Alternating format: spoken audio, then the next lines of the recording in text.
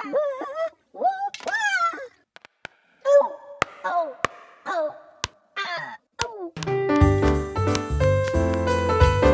now, it's time for another Dice Tower review with Tom Vasel. Hey folks, today we're taking a look at a new game from Stronghold Games called Rogue Agent.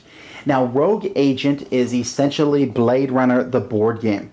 It's from Stronghold Games. It's a game about moving around and trying to apprehend criminals and bring them to justice while avoiding assassins and keeping bombs from exploding. It has a really exciting theme. Let's hope the game's as exciting. Here we go.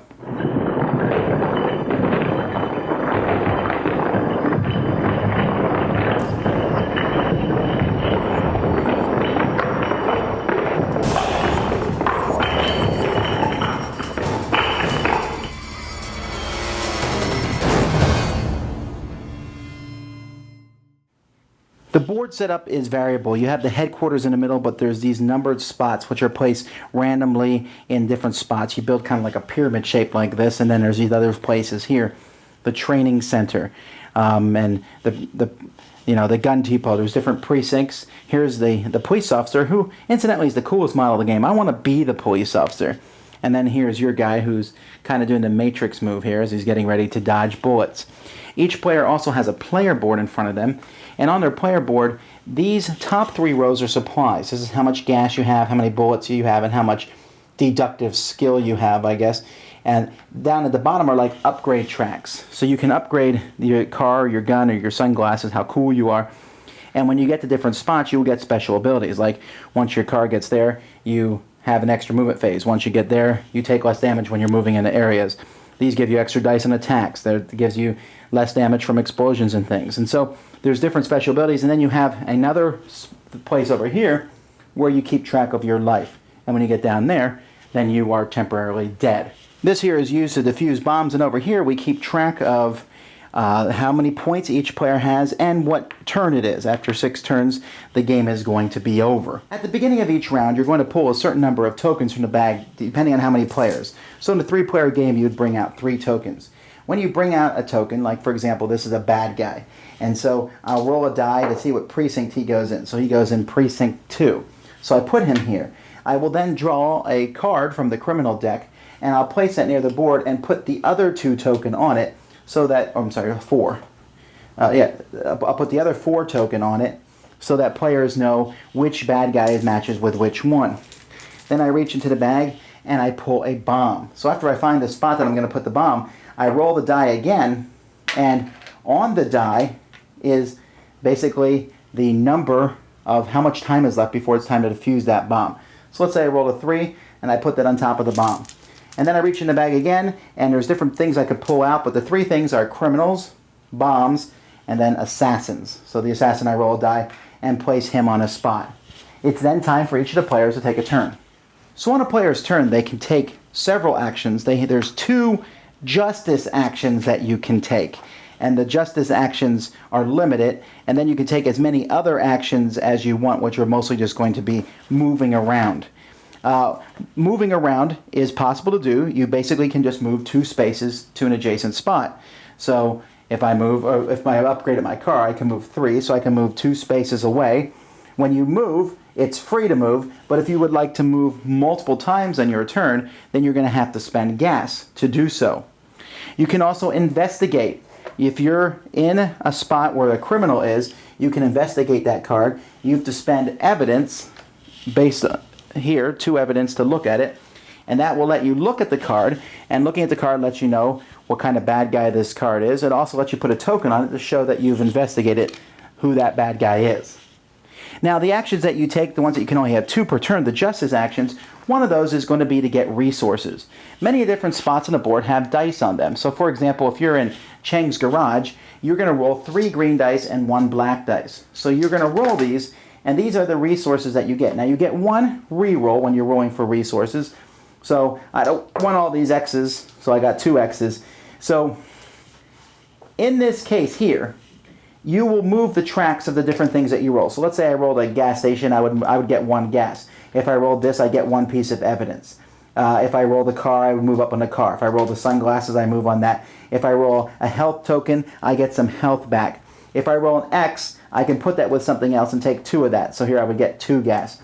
If you roll explosions, though, you're going to take damage. You can prevent that damage if you have armor, but so you don't want to roll explosions, and you certainly want to re-roll them the first time. So the different dice have different icons on them, like there's a lot of ammunition on the black dice. There's more gas on the green dice. So you can go to the spot that has a dice that you want to roll. Alternatively, you can pay money, and money in this game is represented by these cheap tiddlywink things, and you can pay that money and just take the resource of your choice at a spot. When you decide to attack a criminal in the spot that you're in, what a player is going to do is they're going to roll 3 red dice to attack this criminal. Now, it's possible that they've gotten 2 green dice from the upgrades on their gun track, and you can spend ammunition, up to 3 ammunition, to roll the black dice, to add those to the attack. So you would roll all these dice in an attack, and what you're trying to get when you attack someone are the blast symbols. So here, for example, you can see I've rolled 2 blast symbols, and I've rolled 1 X symbol, which doubles a blast symbol. So I've hit the bad guy 3 times. X's are nothing by themselves, but with a blast they do more damage. So first, before I would do that, I would look, and to see to get Naomi Drake here, I would need to hit her 4 times. If I fail to hit her, then she does something. Here she would move the assassin closest to your location along the event path and do an assassin resolution. Some of the characters will have changes on them if you investigated them. If it shows this white investigation, that means if you investigated it, that thing happens. So normally it takes 3 hits to get Lola Bruise, but if you investigate her, you only need 2 hits. If it has a red magnifying glass, that means if you didn't investigate them, something bad happens to you. So here it says if you're positioned in a precinct, you lose 2 stamina, just for not having investigated her. If you do defeat the criminal, and they don't retaliate against you, you flip them over. It will take another action to take that criminal into custody. And it's possible for another player to move into your spot and try to intercept that criminal and take it away from you. And then it takes another action when you're in the headquarters in the middle to turn that criminal in, and you will get the criminal card. Now, catching the criminal, defeating the criminal, gets you a point. That's a big deal. When you, at the end of the game, you're going to get points equal to sets of cards of characters that have the same symbol. They're basically from the same gang. So you'll get points both ways. So even you can go around and attack criminals and let other people pick them up and deliver them in if you'd like to. You can also defeat assassins the same way. Assassins only take 2. They're more deadly than criminals. Criminals are minding their own business. Assassins, at the end of each turn, are going to be moving in a track around the board. And if the cop's there, you're fine. But you're going to be dropping these informants down. You can drop 1 down at the end of each turn. And these informants help you when you fight things. They help defend you. But they also, they can be killed by the assassins as they move around the table. But what about bombs? When you're defusing a bomb, you're going to roll all the dice. All right, so I roll the dice, and I'm looking for 2 things. I'm looking for explosions, and I'm looking for X's. Now, this is a really weird rule that I got here. When you're doing this, you're going to be placing things on this board. Each space here has a die, and when you put a die, it can only be put in the topmost place on a column. Once you put an X there in a column, you can only put X's underneath that. So let's say I did this, and then I put 3 more explosions here. Or maybe I would put all 4 explosions here and 3 X's. What you're trying to do is get 3 X's in a row. Now this is a pretty amazing roll that I rolled here to begin with on this one. And you have to put all the dice on the board. You have no choice. Once you have 3 X's, you're done. But every time you start a new column, the number on the die ticks down. And if that gets to 0, well, then the bomb explodes. So let's roll a little bit differently, because let's not get 3 X's here on the first roll. Let's roll like this here. Okay, now all I did was get 1 explosion. So I put the explosion there. That's my only option. And I roll again, trying to get X's. Here I got 2 X's and a bomb. So I'm going to put the bomb in the first row, and I'll put an X at the bottom of that row. And then I'll put the other X at the top of the next row. And then I'll roll again. And I'm going to put another X there and start a bomb here, because I couldn't put the bomb at the bottom of that row. And then I got a 3rd X. Great. I have solved the bomb. I've defused the bomb. But the problem is, if you defuse a bomb and there's any column that has an explosion at the bottom of it, I then need to roll all the dice and don't roll any explosions. I didn't roll any explosions, I'm fine. and I need it to roll 1x. If you can leave it so that there's only x's at the bottom, then you're fine. You don't have to worry about defusing the bomb. So bombs are very tricky. If you defuse a bomb, you get a point. Otherwise, the bomb explodes, which could cause other bombs to explode if there's more than one out there, and lots of different things happen. So you're going to keep going back and forth and doing this and getting points different ways by basically taking out the assassins at the end of a turn. Everybody moves, the police officer moves, the assassins move and kill people, and things move around the board.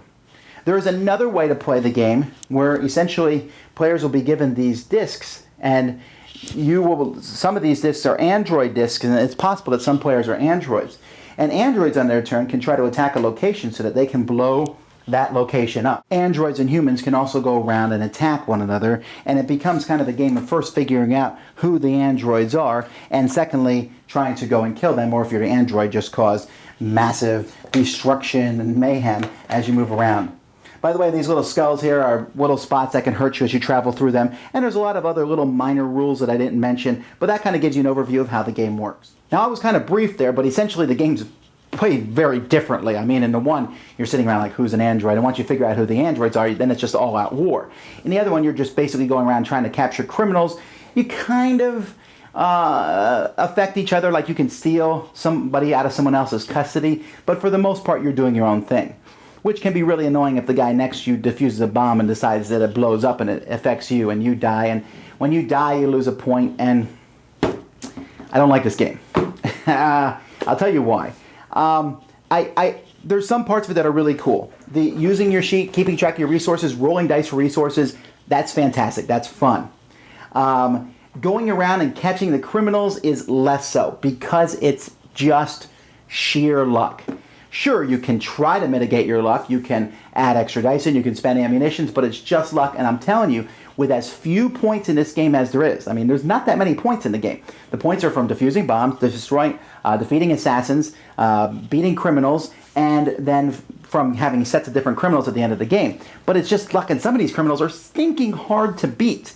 And if the only criminal near you is a difficult criminal, you can try to go for him, or you can try to go for something else, but there's not a lot of points to be had. So if you mess up on a sure thing, a good roll, which is very possible in this game, since these explosions are only on, some of the dice, they're on 2 sides, but other ones, they're on 1/6 side, you know, and it's very lucky. The bomb defusing part is a really cool little mini game. You're sitting there, you're rolling the dice, and you have to, the rules are a little obtuse, and maybe I didn't even explain them that correctly, but you can only put an X in a spot where there's already an X there. I'm sorry, you can't put explosions once you put an X on the bottom of a column. Each column you start makes the bomb go down, and you're trying to get a row of 3 X's. And at the same time, you don't want to leave the bottom of any column be an explosion. Well, guess what? You're still at the mercy of the dice. And if there is an explosion at the bottom of anything, you have to roll, and you're likely you're going to blow up anyway. It's really cool. It's a really fun little mini game until you sit there and think about it, and you could have just rolled a 6-sided die, and it would have provided the same exact result. It's just luck. I can't get over how much luck is in this game. There's luck on which card you draw. There's luck on the dice that the luck is just overflowing out of the game. The artwork is cool, the theme is cool, the idea is cool, rolling the dice is cool, leaving informants is cool, having assassins move around and shooting informants is kind of cool. But I can't get over the fact that in our first game the scores were abysmally low because everyone just failed. They blew up bombs, people got away, and you know, the Android game was more fun. But it was fun in kind of a goofy way, like, oh, you're an android, and let's just blow at each other. And all the shooting and stuff, again, it just comes down to rolling dice and hoping you get lucky. The rerolls only happen when you get supplies. There's no rerolls on attacks. There's no way to get special abilities, really, to attack these people. And I'm telling you, I looked at this so many different ways, and I really wanted to like this game, and I'm just not that interested in it. Do I think some people will like it? Yeah, but you're going to have to be people who like luck. Now, look, I like luck. My problem here is that the luck is so concentrated in small doses that messing up on a major roll can make you lose the game. I mean, literally, you can lose the game on one roll, and that doesn't really appeal to me. Such high potential, but you might like it. It's just not one for me. That's Rogue Agent. Thanks so much for watching the Dice Tower videos. Find more great videos and reviews as well as our top-rated audio podcast at Dicetower.com. You can also find other great shows at Dicetowernetwork.com. I'm Eric Summerer, and you've been watching The Dice Tower.